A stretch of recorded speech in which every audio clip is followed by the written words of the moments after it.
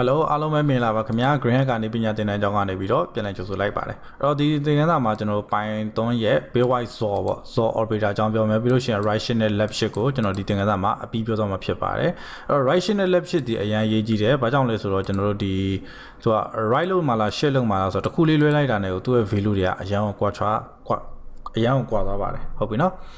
အဲ့တော့ကျွန်တော်ဒီသင်ခန်းစာဒီကျွန်တော်တို့lesson 20ဖြစ်မယ်lesson 20ဒီတော့ so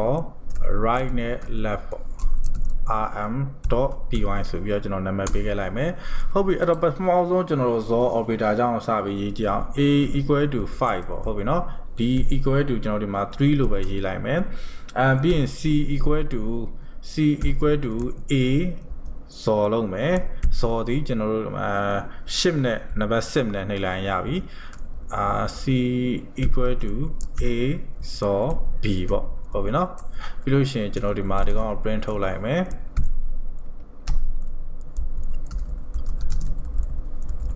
so operation ဆိုပြီးတော့ဒီမှာ comma c ဆိုပြီးထည့်ပေးလိုက်မှာဟုတ်ပြီနော်အဲ့တော့ကျွန်တော် control s နှိပ်မယ်ကျွန်တော် program လေးကို run ကြည့်အောင် documentation python 20ပေါ့Okay ဒါဆိုလို့ရှိရင်စစ်ပြဟုတ်ပြီเนาะအဲ့တော့စိတ်ဝင်စားဖို့ကောင်းတယ်စစ်ဘာကြောင့်ရလဲဆိုတော့ကျွန်တော်တစ်ချက်ပြောပြပေးပါမယ်အဲ့တော့ 5 ကိုကျွန်တော်တို့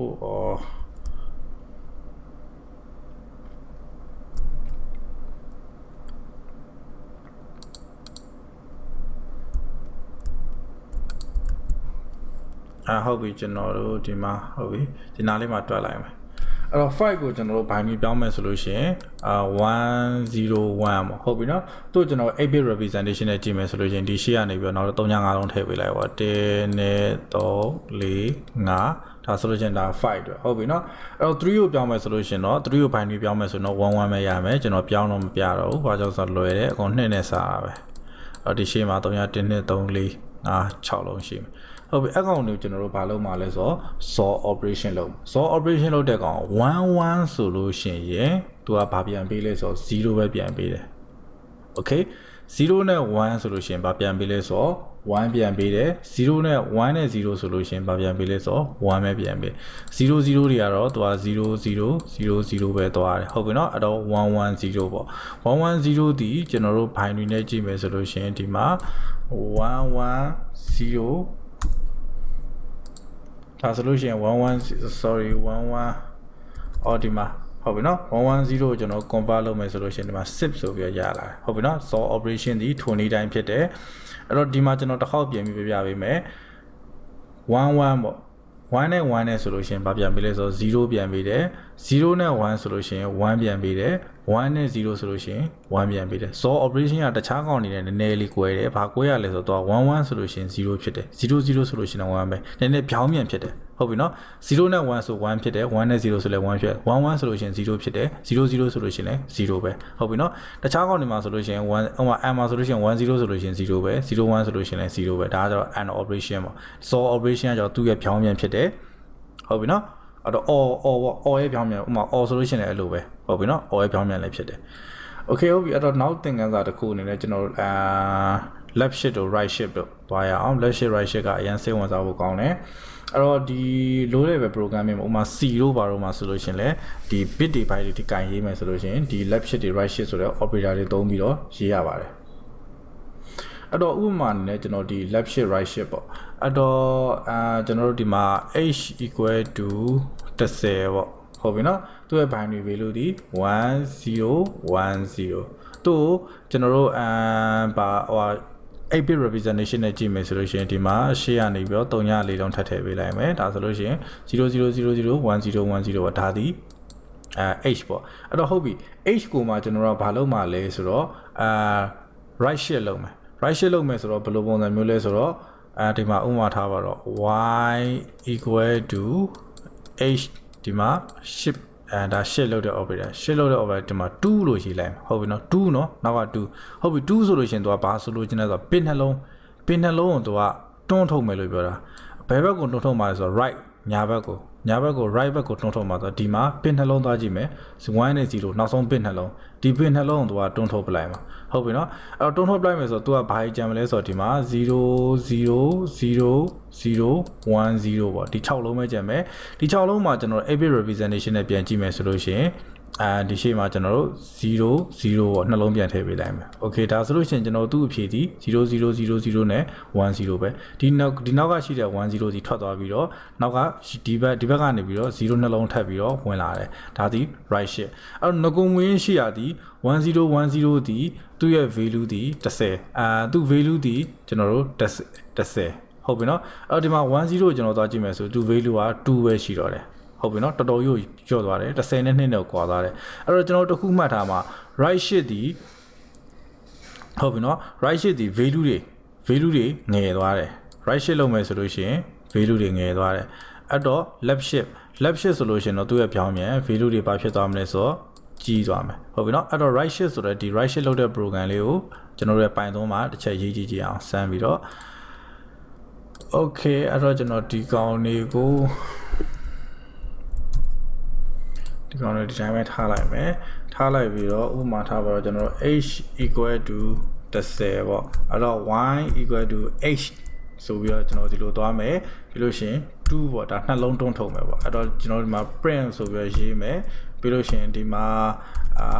right shift right shift opereid right shift operation ဆိုပြီးတော့နောက်မှာ comma ဒီမှာကျတော့ y လို့ရေးလိုက်ဟုတ်ပြီနော်အဲ့တော့ control s လို့နှိပ်ပြီးတော့ကျွန်တော် program လေးပြန်ပြီး run ကြည့်အောင် okay ဒါဆိုလို့ရှိရင်ဒီမှာ2လို့ပြန်ရပြီဒါဆိုလို့ရှိရင်ကျွန်တော်တို့အခုနတွက်လိုက်တယ်ဒီမှာ10ဒီ2ပဲပြန်ရအောင်ဒါဆိုလို့ရှိရင်သူကမှန်တယ်ဟုတ်ပြီနော်အနောက်သင်ခန်းစာတစ်ခုတော့ကျွန်တော်တို့ထပ်ပြီးလုပ်ကြည့်အောင်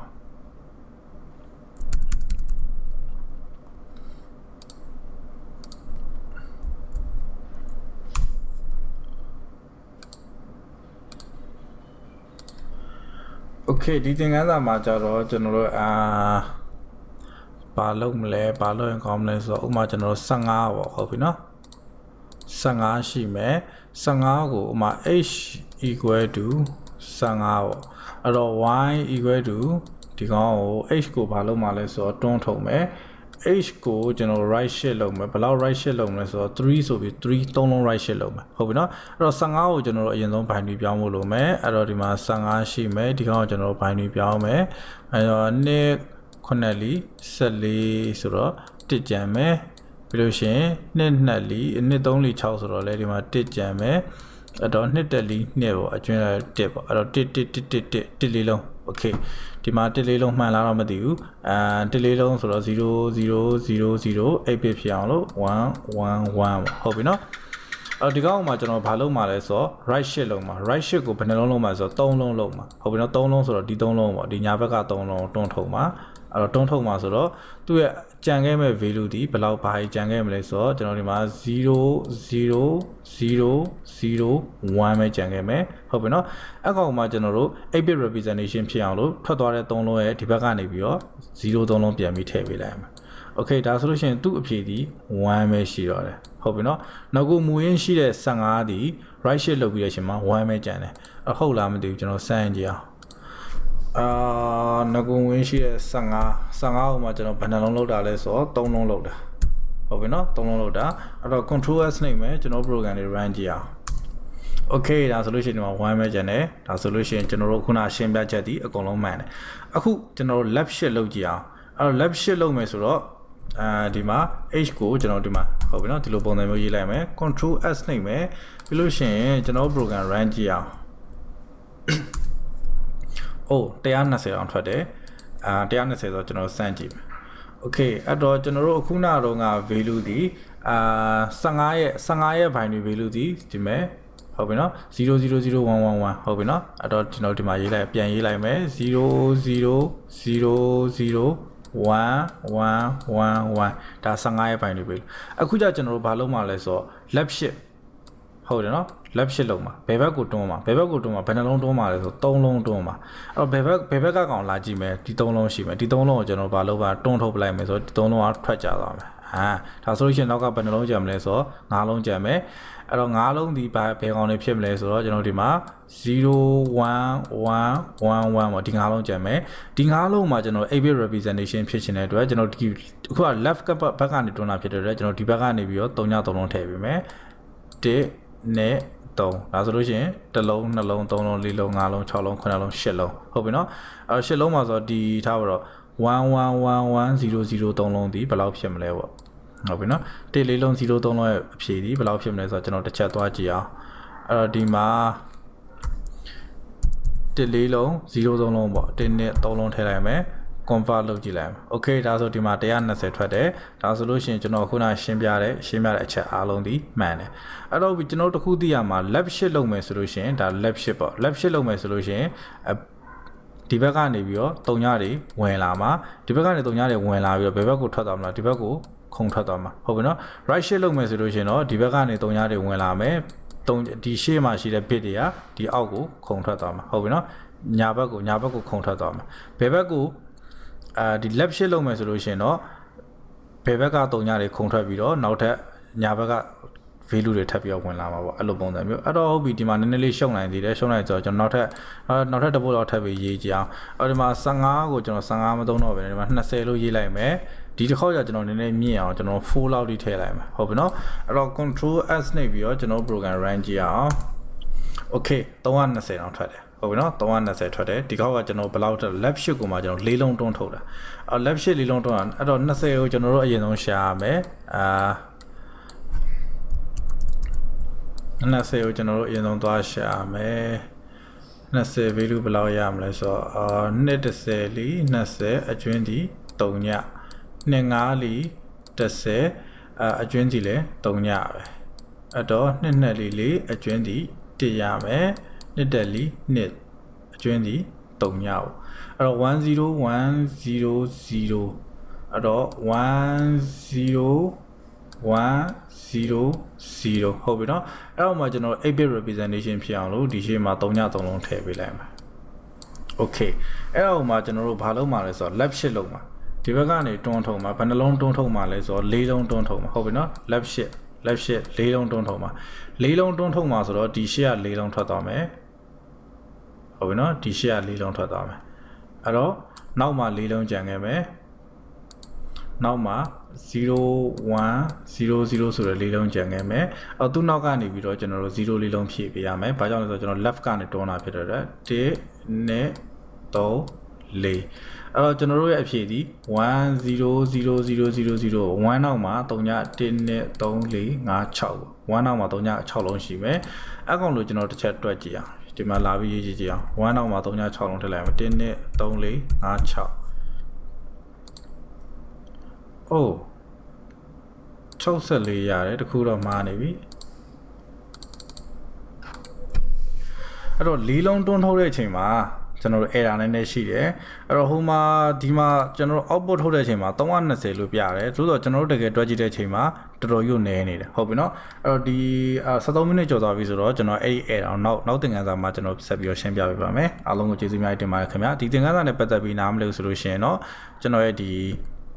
ဗီဒီယိုရဲ့ comment မှာမေးမြန်းနိုင်ပါတယ်